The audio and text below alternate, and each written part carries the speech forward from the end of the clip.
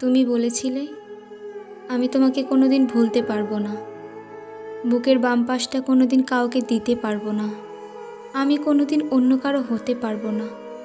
অথচ দেখো, বিচ্ছেদের ৩২১ দিন পর তুমি আমাকে চিনতেই পারলে না।